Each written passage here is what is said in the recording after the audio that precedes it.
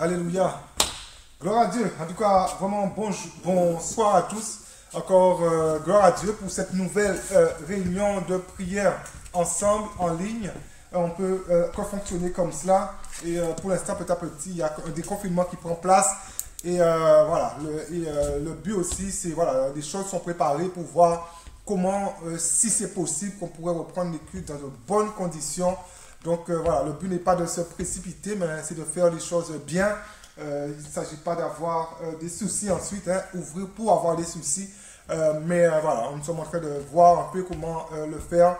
En tout cas, ça fait vraiment des semaines et des semaines que ce problème de reprise, hein, même avant que la ministre annonce la reprise possible, mais j'avais déjà, voilà, ça travaillait déjà très très très fort dans ma tête. Je suis comme ça, hein, je suis toujours un peu, mes pensées sont toujours en train de travailler. Je suis rarement tranquille, mais je fonctionne ainsi.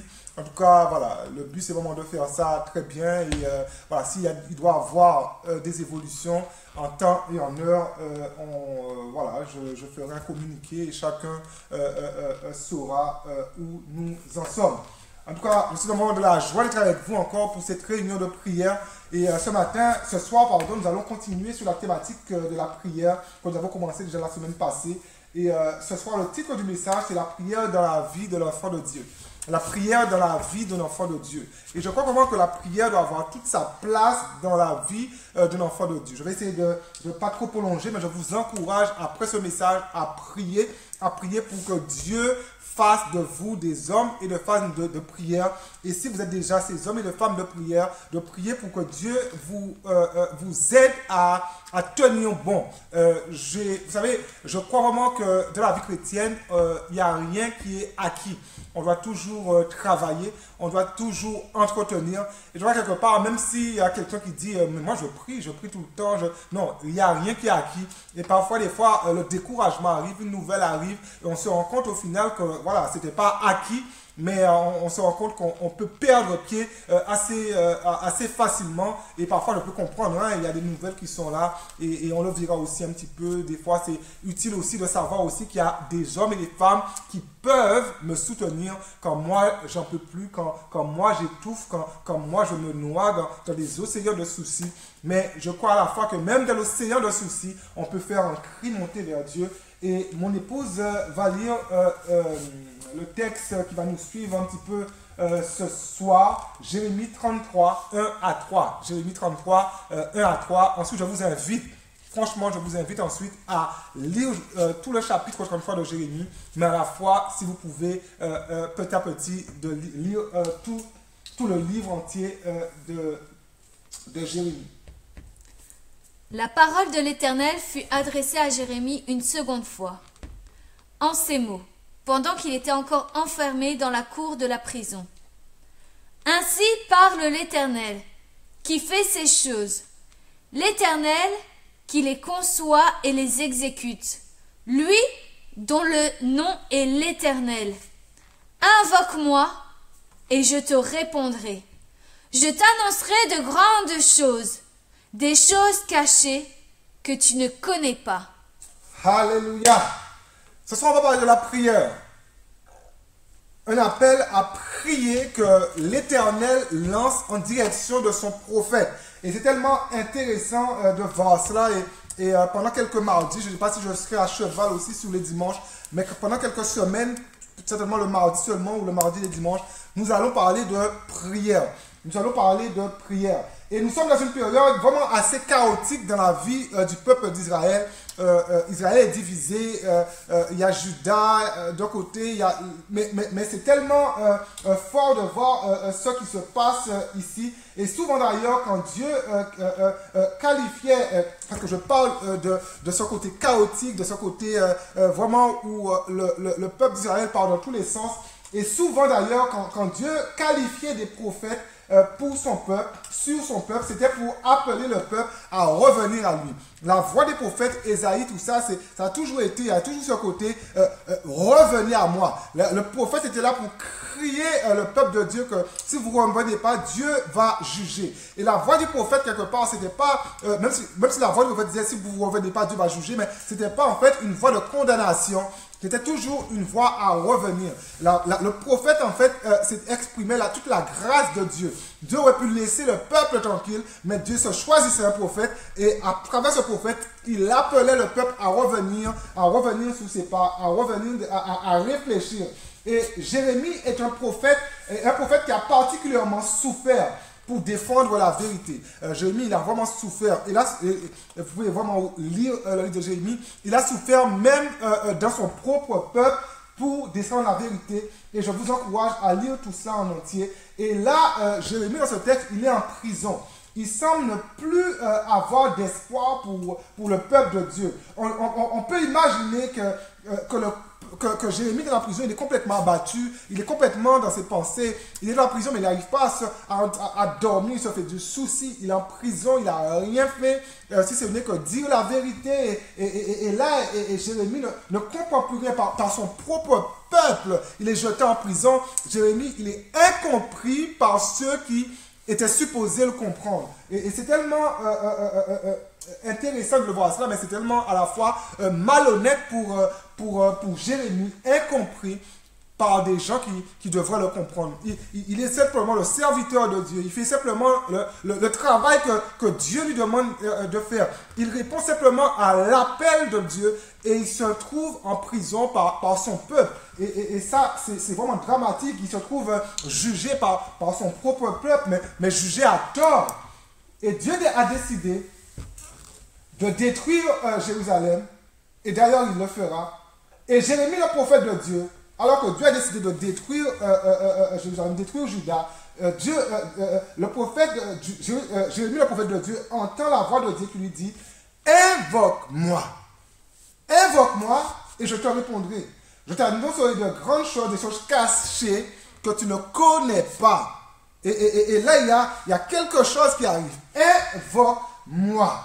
Et Jérémie, il est en prison et comme tout serviteur de Dieu, comme tout chrétien, il se fait de soucis. Et Jérémie, principalement, je crois qu'on regarde la mentalité, le cœur de Jérémie, il se fait, je pense, du souci, pas pour lui-même, mais parce qu'il est vraiment serviteur. Il se fait du souci pour le peuple de Dieu. Il se fait du souci, en fait, pour la destinée de ce que Dieu a choisi. Il se fait du souci. Et là, Dieu va lui demander juste de faire sa part. Et c'est tellement intéressant. Dieu demande à Jérémie, toi Jérémie, là tu es en prison, tu es enfermé, mais continue et fais juste ta part. Derrière les murs de cette prison, fais juste ta part. Invoque-moi. Littéralement, fais monter vers moi ton cœur. Fais monter vers moi tes incompréhensions. Fais monter vers moi tes frustrations. Fais monter vers moi les attentes que tu as pour le peuple dont je t'ai choisi pour être prophète. Et fais monter vers moi. Et ça me conduit à mon premier point de ce matin. La prière n'est pas une option. La prière n'est pas une option. Et vous savez, je l'ai déjà dit ici comme ça. Hein, vous savez, quand on achète une voiture neuve, il y a des options. Et on prend les options et ça ne me convient pas. Donc on prend les options. Et parfois même on prend toute option. Et dans toute option, il y a des options qui ne seront jamais utilisées. Mais bon, mais on prend quand même, ça fait style. Mais la prière, c'est pas ça, c'est pas des options en fait. C'est pas quelque chose que je vais choisir de ma vie chrétienne. Je suis un homme de prière, une femme de prière, j'aime la prière, j'aime pas la prière, je préfère chanter. Non, la prière n'est pas une option, la prière c'est vraiment une nécessité. Et j'ai déjà dit tellement de fois ici que la prière n'était pas une option, mais pourtant ce soir je le redis, et peut-être je vais le redire un autre jour. Dieu n'a pas dit à Jérémie, écoute. Jérémie est derrière le mur de sa prison. Jérémie, écoute, si tu veux, prie. Jérémie, si ça te semble bon, invoque-moi. Tu vois, si ça te semble bon. Mais si ça ne te semble pas bon, Jérémie, non, tu peux dire non. Non, Dieu n'a pas laissé le choix à Jérémie. Et dans le texte, Dieu l'Éternel, il lance un impératif en direction de Jérémie. Il lance littéralement un impératif vers son serviteur et lui dit, invoque-moi, Jérémie. Jérémie, tu n'as pas le choix. Invoque-moi. Invoque-moi. Cherche ma face. Jérémie, tu es injustement accusé par ton peuple, jeté en prison par ton peuple, mais au lieu de regarder à ton problème, Jérémie, invoque-moi. Tu n'as pas le choix. Invoque-moi. Lève-toi et prie. Invoque-moi. Cherche ma face. Je ne sais pas pour vous, mais moi, en tout cas, je prends pour moi ce soir le invoquement de Jérémie que Dieu lui dit, je le prends pour moi. Ce invoque-moi que Dieu lance à son serviteur, ce invoque-moi, ça me parle.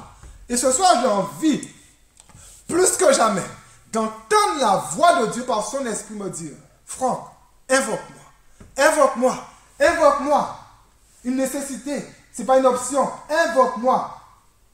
Il n'y a pas, frères et sœurs, beaucoup de chrétiens qui sont dans l'épreuve parfois, Jérémie est dans l'épreuve de la prison, beaucoup de chrétiens qui sont dans l'épreuve ont besoin d'entendre ce soir la voix de Dieu par son esprit qui leur dit, invoque-moi.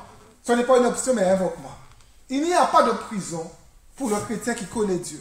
Je le dis encore, il n'y a pas de prison pour le chrétien qui connaît Dieu. Il n'y a pas de circonstance prison. Il n'y a pas de prison pour le chrétien qui connaît Dieu. Le chrétien qui connaît Dieu est libre. Vous connaîtrez la vérité et la vérité vous affranchira. La vérité vous affranchira, ça signifie que la vérité vous rendra libre. En fait, il n'y a pas de prison. On ne peut pas nous confiner. Et pendant tout le confinement, je peux vous garantir que je me suis épanoui. Alléluia, je me suis épanoui. Et peut-être que, voilà, j'ai fait un message mardi, un message vendredi, mais je me suis épanoui dans la présence de Dieu. Un message mardi et dimanche, mais je me suis épanoui. Et à un moment donné, je me rappelle que je voulais lancer un message le vendredi, mais ça me volait tellement de choses.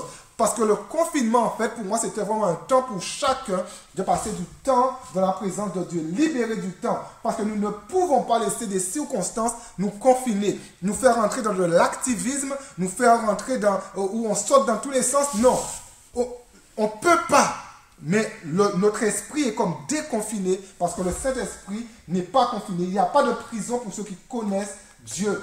Peu importe la situation dans laquelle les hommes vous ont mis, peu importe la situation dans laquelle la vie vous a mis, peu importe la situation dans laquelle Satan vous a mis, peu importe la situation dans laquelle le coronavirus vous a mis, confiné de corps, mais il n'existe pas de prison pour les enfants de Dieu. Nous sommes libres. Jésus-Christ a payé le prix pour notre liberté. La prière n'est pas une option pour l'enfant de Dieu, mais une obligation dans la vie du chrétien, dans peu importe la situation. Une obligation. Ce n'est pas une obligation fondée sur un légalisme amer, où on ne prend pas goût. Mais c'est une obligation fondée dans la vie du chrétien, peu importe la situation, sur une relation d'amour. Parce que Dieu nous a sauvés. Je vais de sa présence parce que je l'aime. J'aime être là. J'aime être dans sa présence. J'aime quand il est là. J'aime quand il me chouchoute. J'aime quand il me parle. Et je vais dans sa présence. Il n'y a rien d'amer. Je rencontre beaucoup de chrétiens qui lorsqu'ils sont dans la prison de l'épreuve, dans la prison, ils ne prient plus. Il y a quelque chose qui parle, ils ne prient plus. Et je ne suis pas un surhomme. Et je peux comprendre que parfois c'est difficile. Je peux comprendre que parfois on n'arrive pas à prier, on n'arrive pas à élever là. Mais je déclare que alors qu'il y aura un souffle qui pourra monter vers Dieu pour crier à Dieu, pour invoquer Dieu. Même si à côté, il y a des frères et des sœurs qui se portent peut-être mieux que nous et qui pourront prier pour nous, qui pourront prendre une forme de relais, mais il y a toujours une voix de nos cœurs, de nos bouches qui montera vers Dieu, dans la présence de Dieu. Mais mon message de ce soir, c'est de rendre chacun déterminé à venir dans la présence de Dieu. Chacun déterminé à venir invoquer son Dieu, la prière. Des chrétiens, quand le porte-monnaie est vide, n'ont plus de force pour prier. L'épreuve est là, le porte-monnaie est vide, plus de force pour prier. Il y en a qui prient, mais il y en a qui perdent courage et qui ne viennent même plus à l'église parce que le porte-monnaie est vide. Des chrétiens, quand ils sont critiqués par les autres, sont dans la prison et ne prient plus. Ce soir, je veux que le Saint-Esprit fasse entendre à chacun, comme il l'a fait pour Jérémie, la voix de Dieu qui dit « Invoque-moi, invoque-moi ». Alléluia. Dans les situations les plus compliquées, il y a une place pour que nos lèvres invoquent Dieu. Il y a une place pour que nos lèvres, nos bouches s'ouvrent pour invoquer Dieu. La Bible nous parle en Acte 16, et vous allez lire, je ne vais pas lire tout cela, c'est l'histoire de Paul et de Silas, ils sont jetés en prison, mais dans la prison, ils prient et chantent les louanges de Dieu, et la Bible dit que les autres les écoutaient. Il n'y avait pas de confinement pour leur louange. Il n'y avait pas de confinement pour leur chant. Il n'y avait pas de confinement pour leur invocation. Il n'y avait pas de confinement en fait pour leur relation avec Dieu. Parce que le Saint-Esprit est déconfiné. Parce qu'ils sont libres. Si Christ vous a affranchi, vous êtes réellement libre. Et dans la prison, Paul et Silas vivaient leur foi, vivaient leur louange. Invoque-moi. L'épreuve, la prison n'a pas pu confiner leur invocation. N'a pas invoqué Dieu, c'était leur vocation quelque part. Et qu'est-ce qui se passe ensuite? Tout à coup, il y eut un vent violent. Il y eut un violent tremblement de terre qui secoua la fondation de la prison. Et à l'instant même, le texte dit, toutes les portes s'ouvrirent et les liens de tous les prisonniers se détachèrent. Alléluia. Dieu s'est glorifié. Dieu a répondu. Il a dit, invoque-moi et je te répondrai. Et il a répondu. La prière, mon deuxième point, la prière alimente l'espoir de ceux qui connaissent Dieu. La prière alimente l'espoir de ceux qui connaissent Dieu. Et Manu va lire Jérémie toujours au chapitre 33, mais cette fois-ci le verset 6. Jérémie 33, 6. Voici, je lui donnerai la guérison et la santé. Je les guérirai. Et je leur ouvrirai une source abondante de paix et de fidélité. Alléluia. Jérémie, il sait que Dieu va détruire Juda, va détruire Jérusalem, mais à sa grande surprise, Dieu lui dira, voici je lui donnerai la guérison et la santé, et je les guérirai, et je leur ouvrirai une source abondante de paix et de fidélité. Waouh! Dieu, il va punir. Dieu va permettre que Jérusalem soit détruite. Mais il y a aussi la grâce de Dieu. La grâce de Dieu qui est sur son peuple, parce que Dieu n'oublie pas les promesses qu'il a faites au sujet de son peuple. Et là, le peuple de Dieu s'est complètement détourné de Dieu. Le peuple de Dieu s'est complètement ligué contre le prophète que Dieu a institué. Mais quelque part, là, Dieu n'oublie pas son peuple. Et la grâce de Dieu continue à agir. Et je crois que Jérémie ne comprend pas trop grand-chose. Car Dieu annonce qu'il va avoir une restauration. Ici, ce que Dieu annonce à Jérémie là au verset 6, c'est qu'il va avoir une restauration. Il va avoir quelque chose qui va se passer. Pourquoi Dieu va faire grâce à ce peuple? Dieu va faire grâce à ce peuple parce qu'il a un plan qui doit se manifester au travers de ce peuple et Dieu ne se repent pas de ses dons.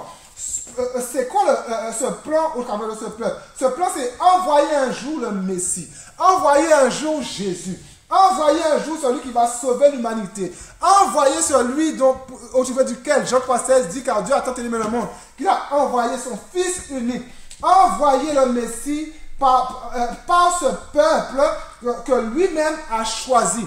Et Dieu est en train de tout faire pour envoyer le Messie par ce peuple. Et Dieu va restaurer ce peuple, mais le Messie sera envoyé par ce peuple. Et on se rend compte de quoi ici? Il y a vraiment une leçon ici. Il y a vraiment un enseignement puissant ici. Frères et sœurs, ce n'est pas un encouragement à pécher. Ce n'est pas un encouragement à se liguer contre les serviteurs de Dieu. Et Jérémie, son propre peuple, c'est un moment ligué contre lui. Et Jérémie a souffert dans cette prison. Ce ne sont pas les ennemis qui l'ont jeté en prison, mais c'est son propre peuple qui l'a jeté en prison. Et c'est quoi l'enseignement ici? Il y a vraiment quelque chose qui se passe ici. On se rend compte de quoi ici? Ce n'est pas un encouragement à prêcher, mais ayons cette assurance. Il faut vraiment se le réaliser. Ayons cette assurance que même nos erreurs n'empêchent pas Dieu d'accomplir sa volonté.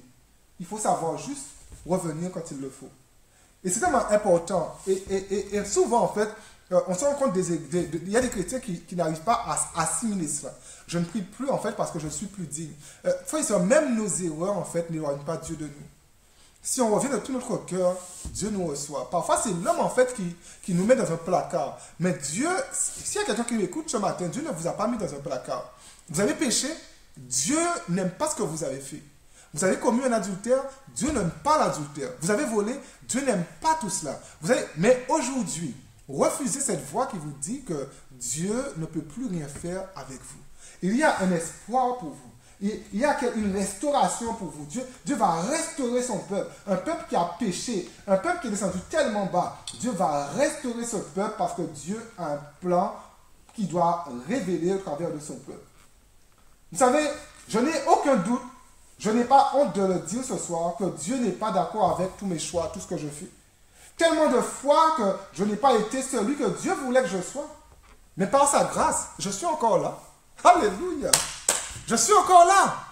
Et je bénis Dieu. Peut-être que vous n'avez pas toujours fait les bons choix. Vous n'avez pas toujours plu à Dieu. Alléluia. Vous êtes encore là. Il y a de l'espoir pour vous. Il y a quelque chose pour vous. Il y a une restauration possible par le Saint-Esprit pour vous. Alléluia. Mais c'est avec assurance. Et j'ai cette assurance que malgré mes erreurs, j'ai cette assurance que malgré mes fautes, que Dieu fera quand même éclater sa gloire dans ma vie. Alléluia. Parce que Jésus-Christ a payé le prix. Alléluia. Je reste juste fidèle à ce que Jésus-Christ a fait pour moi. Pas à ce que je suis capable de faire. Et tous les jours, je m'éloigne de l'immoralité. Tous les jours, je m'éloigne des mauvaises pensées. Tous les jours, je m'éloigne. Mais je ne m'appuie pas sur ce que je peux faire pour venir à la présence de Dieu, pour venir le chercher, pour venir le prier. Mais je m'appuie sur ce que Jésus-Christ a fait pour moi. Quand je regarde qui je suis, je ne peux que m'appuyer tous les jours sur la grâce de Dieu. Et pourquoi je dis cela? Parce que je suis convaincu que la prière alimente toujours de l'espoir pour ceux qui connaissent Dieu. C'est mon point sur cette partie, c'est la prière, toujours un espoir. La prière amorce toujours un espoir. La prière alimente toujours un espoir pour celui qui connaît réellement Dieu. La prière ne fait pas de nous des désespérés. La prière de nous ne fait pas de nous des zombies, des gens qui... Non, la prière annonce toujours de l'espoir. La prière ne fait pas de nous des désespérés, mais des chrétiens remplis d'espoir. Et alors que tout dit que Jérusalem sera détruit, Dieu, il va libérer une parole à Jérémie, une parole d'espoir. Et il dit, je vais restaurer mon peuple. Voici, je lui donnerai la guérison et la santé. Je vais les guérir. Je leur ouvrirai une source abondante. Wow! De paix et de fidélité. Une source de l'esprit. Une source de l'esprit. Un fleuve de l'esprit. De paix et de fidélité. Et cette parole d'espoir s'est accomplie totalement en Jésus-Christ. Et nous le vivons aujourd'hui. Alléluia. Nous le vivons aujourd'hui. Pourquoi nous le vivons? Parce que Dieu n'a jamais abandonné un peuple qui a parfois marché contre lui, un peuple qu'il a parfois critiqué, un peuple qui a parfois été incrédule, un peuple parfois qui a fait souffrir ses serviteurs. On voit comment ce peuple a malmené Moïse, a malmené les prophètes, mais Dieu n'a jamais abandonné ce peuple. Et parce que Dieu n'a jamais abandonné son peuple, nous sommes là aujourd'hui. Et croyez-moi, Dieu n'est pas décidé à nous abandonner. Et parce que Dieu ne nous abandonne pas, il y a un espoir pour les générations futures. Il y a un espoir pour notre génération. Et nous devons dire à Dieu merci et le glorifier pour cela, le glorifier pour sa grâce. Jésus n'est pas venu pour un peuple parfait, mais Jésus est venu pour un peuple qui a connu beaucoup d'échecs, qui a fait beaucoup d'erreurs et qui a tellement souvent échoué. Ici-bas, beaucoup de choses sont là et ne font qu'une seule chose, nous désespérer. Mais quand nous invoquons Dieu par la prière, Dieu nous remplit d'espoir. Laissons Dieu nous remplir de son espoir. Et mon dernier point de ce soir, la prière nous conduit à voir la grandeur de Dieu. C'est tellement intéressant, c'est tellement encourageant de voir ça. La prière nous conduit à voir la grandeur de Dieu. Dieu demande à Jérémie de l'invoquer. Et ça, c'est la part de Jérémie. Il dit à Jérémie, invoque-moi. Ça, c'est ta part. Ça, c'est ce que tu feras. Jérémie, invoque-moi. Maintenant, Dieu va annoncer à Jérémie sa part à lui. La part de Dieu pour Jérémie est, je te répondrai. Je te répondrai. Toi, tu m'invoques et moi, je te répondrai. C'est un peu la thématique de la semaine passée. Nous devons apprendre à voir la grandeur de Dieu, à voir la présence de Dieu, à voir les réponses de Dieu, même quand elles ne sont pas ce que nous attendions.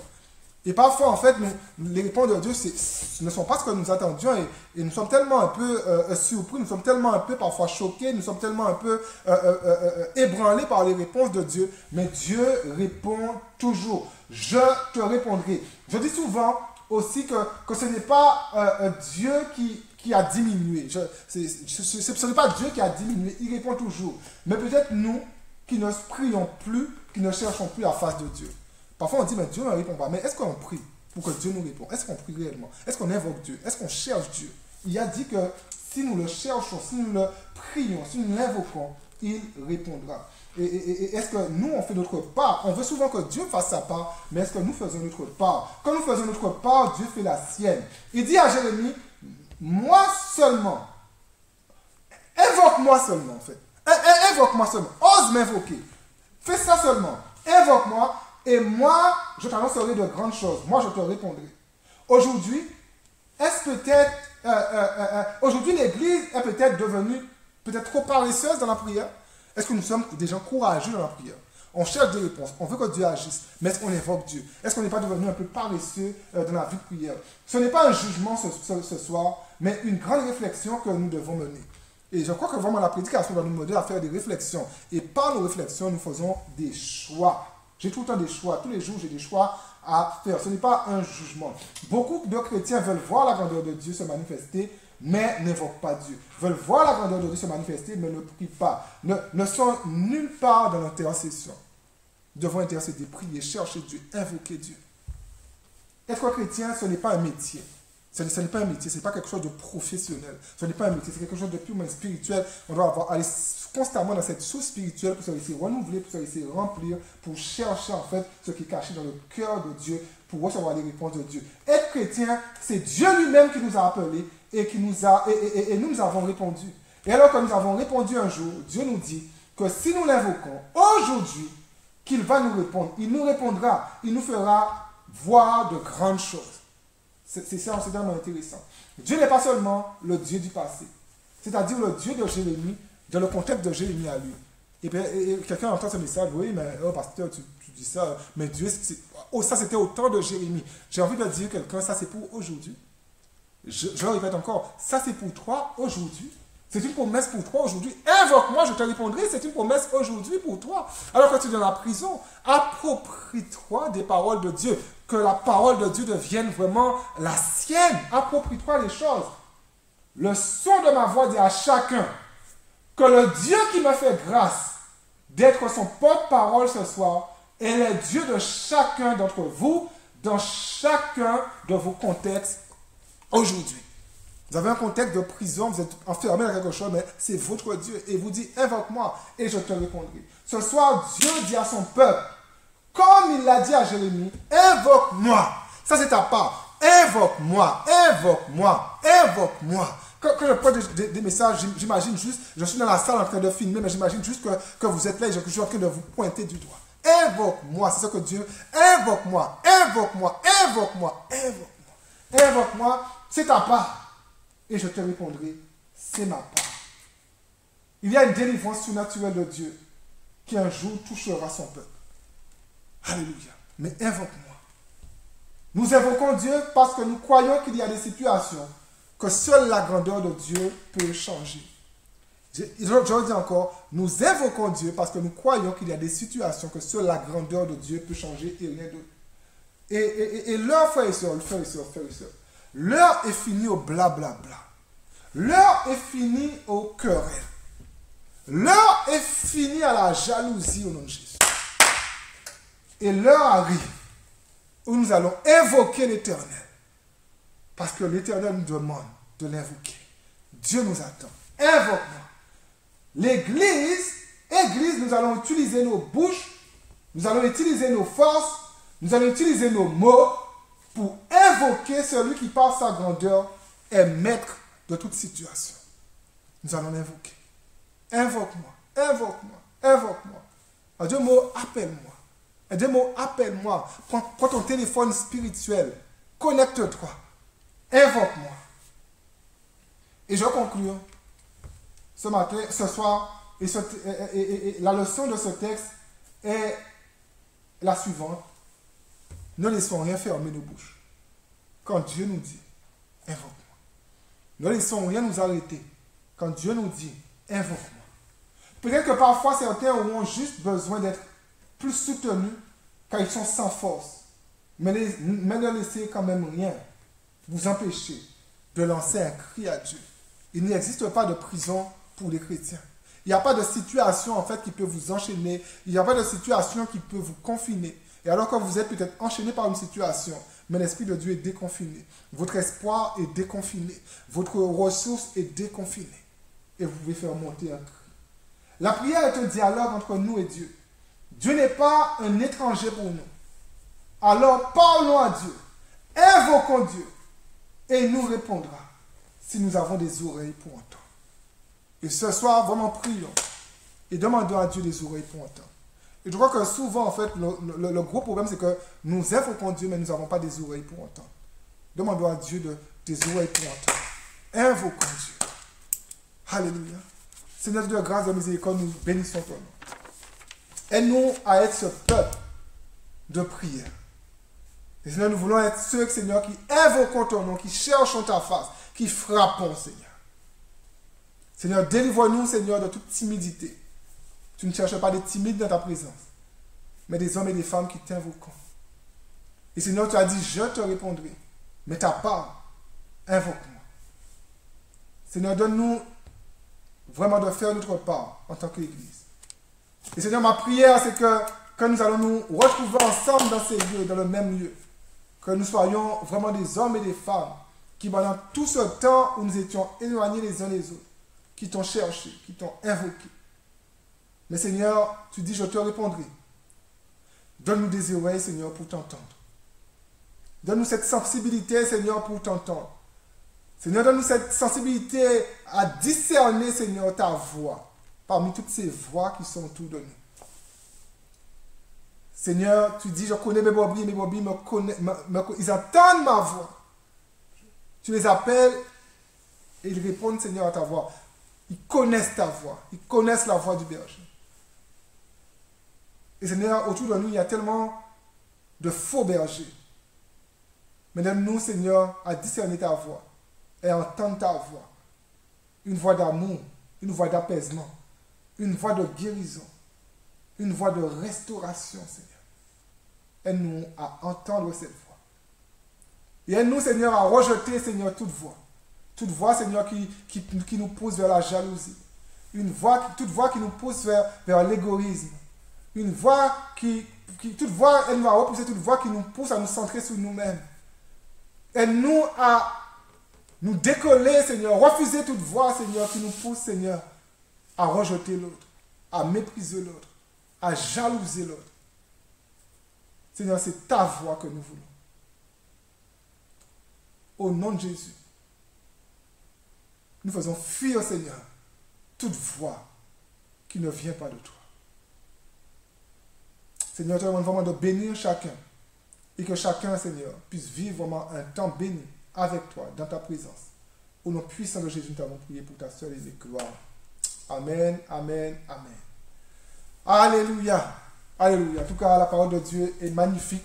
Je vous encourage, alors que je termine ce message, à continuer vraiment de la prière, prier Dieu et essayer de trouver des accroches dans la prédication pour que vous puissiez prier. Ça, c'est vraiment le but de la prière aussi, c'est vraiment trouver des accroches, essayer de remémorer des choses qui vous ont touché et prier en fonction. Mais prier aussi vraiment pour que nous puissions avoir cette sensibilité spirituelle, hein, pas charnelle, mais spirituelle qui nous permet d'entendre la voix de Dieu. Par son Saint-Esprit, parler à nos cœurs. Alléluia. Encore vraiment que Dieu vous bénisse. Dès que j'en saurai plus par rapport à une possible reprise, mais je ne dis pas que ça va se faire dans une semaine, dans 2 semaines. Je préfère ne pas dire des choses ainsi. Mais voilà, dès que ça sera possible, on pourra se retrouver ensemble. En tout cas, j'ai hâte de vous voir devant moi. J'ai hâte de voir vos visages. Ça fait 3 mois, c'est beaucoup. petit à petit aussi, je vais, voilà, on va avec mon épouse petit à petit aussi reprendre les visites. Je ne dis pas que c'est cette semaine, mais je vois un peu comment on pourra aussi organiser ça, parler à ma femme, parler avec différents d'autres pasteurs aussi. Je sais pas, même pendant le confinement, à tort d'ailleurs, mais voilà, il y a des pasteurs qui n'ont pas fait. Mais en tout cas, nous, on a respecté tout ce qu'il fallait respecter. Et aujourd'hui, on essaye voilà, de reprendre les choses avec la plus grande prudence et pour que tout le monde soit en sécurité. On fait notre part. Et voilà, après, Dieu fait sa part. Et voilà, on ne connaît pas demain, mais on espère vraiment que même après le déconfinement, que Dieu nous fera grâce, hein, que quelque chose n'éclate pas au milieu de nous. En tout cas, vraiment que Dieu vous bénisse et à très bientôt. Et vraiment, priez, lisez la parole de Dieu, étudiez-la, méditez-la. Que Dieu vous bénisse et à bientôt.